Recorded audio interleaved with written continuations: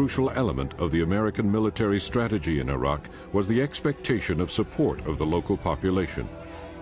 In North Korea, this possibility is highly unlikely. What happened in Baghdad will not happen in North Korea. North Koreans are very well indoctrinated. Despite the enormity of their suffering over the last decade, that included a widespread famine in which more than 1 million people starved to death, the vast majority of North Koreans do not appear to hate their leader. The level of popularity enjoyed by Kim Jong-il is unquestionable. There is no divisiveness within the system. There is no dissension or dissident groups. It would be very difficult for us to replace the regime. Then replace with what? Kim Jong-il has survived into the 21st century, while other old-style communist regimes are long gone. But since its inception, North Korea has always been unique among totalitarian socialist societies. What makes it different, and a key factor in Kim's survival, is his cynical exploitation of deeply rooted cultural traditions to manipulate and control the minds and hearts of his people. The North Korean system that seems so strange to outsiders makes a lot of sense to Koreans because it fits in very well with their traditional worldview, with the history they've come out of and these notions of social hierarchy, reverence for the leader. Those are all things that are reinforced by this cultural identity.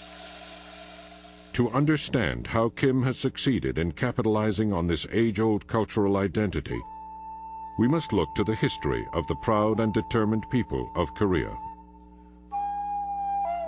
For 1,300 years, Korea was a thriving and highly advanced civilization, living in relative peace as an independent and unified nation.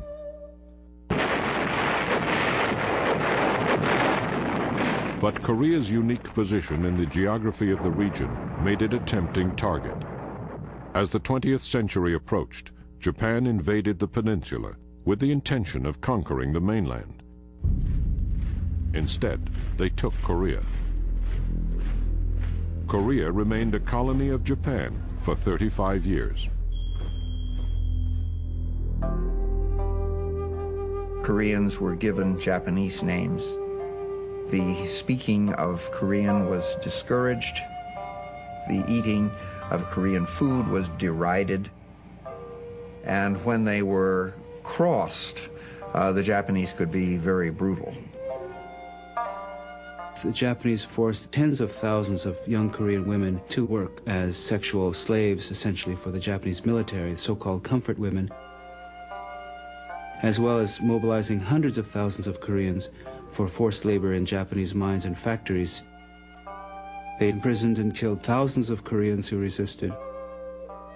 It was a policy of cultural obliteration of Korea's independent identity. Japan is finished as a major world power. Japan's dream of empire finally ended with their defeat in World War II. For the first time in over 50 years, Koreans saw hope for their freedom and fully expected to once again become a peaceful, independent nation.